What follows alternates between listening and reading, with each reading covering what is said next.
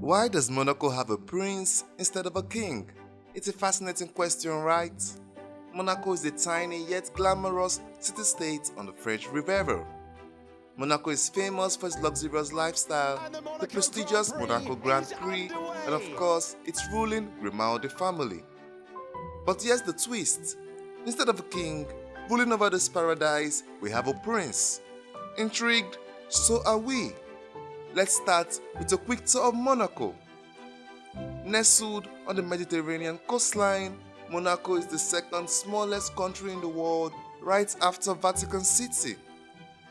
Despite its small size, it packs a punch in terms of wealth, culture, and global recognition. Now, you might be wondering, why a prince? Why not a king or a duke? Well, that's what we're here to uncover. We're about to dive into a historical journey that dates back centuries, exploring the origins of Monaco and the pivotal role played by the legendary Grimaldi family. Early history of Monaco. The year is 1215, and Monaco is just a rugged stretch of coastline waiting to be transformed into the glamorous haven we know today. The story of Monaco kicks off with the Genoese, a seafaring people from what we now call Italy. They saw potential in this rocky headland and decided to set up a fortress here. This strategic spot, known as Rock of Monaco, offered an ideal vantage point for both defense and trade. It's not hard to see why they picked this location. Perched high above the Mediterranean, it provided a perfect lookout to spot any incoming threats or trading ships. But why exactly did the Genoese choose this location? It all boils down to the politics and power struggles of medieval Europe. The Genoese were expanding their influence along the coastlines of the Mediterranean, and Monaco, with its natural harbor and defensible position, was a prize worth claiming. So they built a fortress, laying the foundation for what would become one of Europe's most enduring principalities. Fast forward a bit to the late 13th century, this is where the story gets really interesting. Enter the Grimaldi family, a name synonymous with Monaco's royal legacy. But the Grimaldis didn't just stroll in, they made quite the dramatic entrance. Picture a dark, stormy night in 1297. Francois Grimaldi, known as Malaysia or the Cunning, dressed up as a monk to cunningly gain entrance into the Monaco castle. Once inside, he reveals his true identity and along with his men seizes control of the castle. This daring coup is depicted on Monaco's coat of arms, with Francois still shown in his monk's disguise. This bold takeover marked the beginning of the Grimaldi rule, but it was just the start of their saga. Over the next few decades, the Grimaldis faced numerous challenges.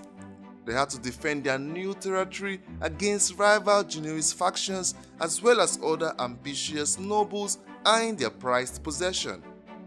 The early 14th century was marked by continuous clashes and strategic marriages to secure their hold on Monaco. Despite these turbulent times, the Grimaldis managed to fortify their stronghold quite literally. They reinforced the fortress, turning it into an impregnable stronghold that would become the heart of Monaco. They also began to expand their influence, acquiring nearby lands and securing alliances that would ensure their dominance in the region. By the mid-15th century, Monaco was firmly under Grimaldi control. However, it wasn't just about military might. The Grimaldis were shrewd diplomats and savvy rulers. They understood the importance of trade and commerce, leveraging Monaco's strategic location to build a thriving economy. The natural harbor became a bustling port, attracting merchants and traders from across the Mediterranean. Next up, we'll dive into how Monaco transformed into a full-fledged principality. Stay tuned because the story only gets juicier. Transition to a principality. By the mid-15th century, the Grimaldis had solidified their control, but transforming Monaco into a principality wasn't just about holding on to power, it was about gaining recognition and securing their legacy. Let's zoom in on the 17th century, a period of significant change. Up until this point, the rulers of Monaco were simply lords, but Honore II, the head of the Grimaldi family had bigger ambitions. He wanted Monaco to be recognized not just as a lordship, but as a principality. And so, he declared himself Prince of Monaco, officially elevating the status of his domain. But it wasn't just a matter of self-declaration. Honore II was a savvy diplomat.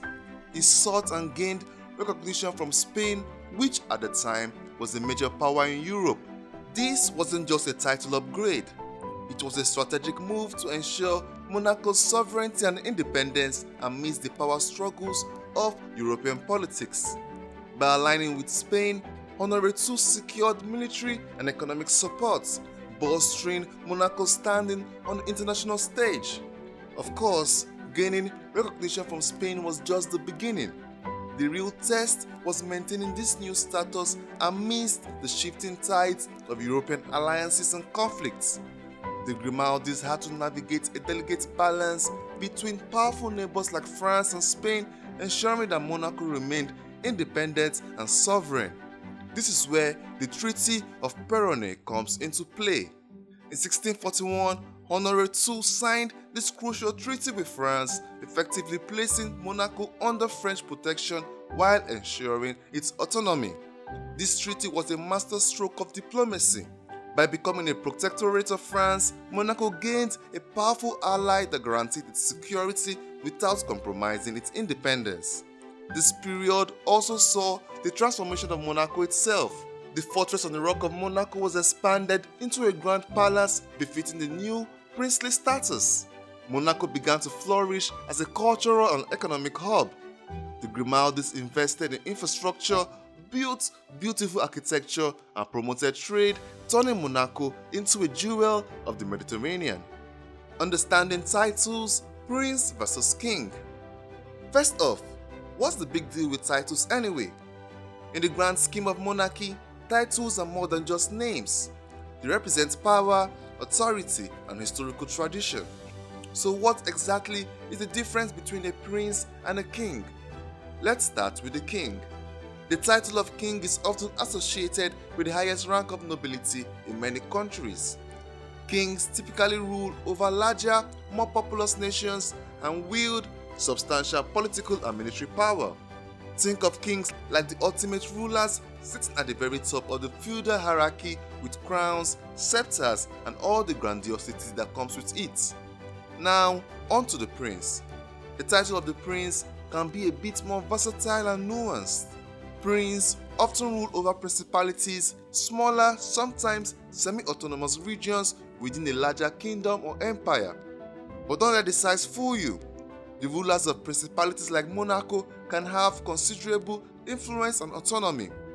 In many cases, the title prince signifies the ruler who governs a region independently but without the overarching claim of a kingdom.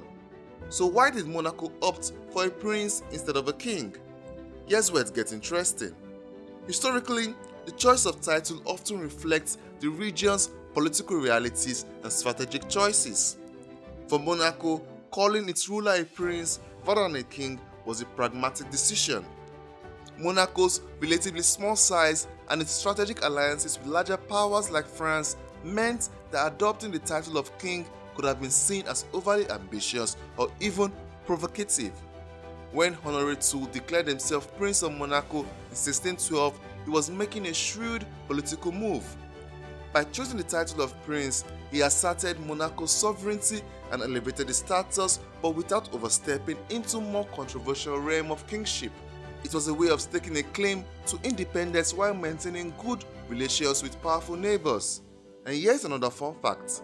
The title of prince often comes with its own set of traditions and ceremonial significance. In Monaco, the title of prince is steeped in history and culture, symbolizing continuity and stability.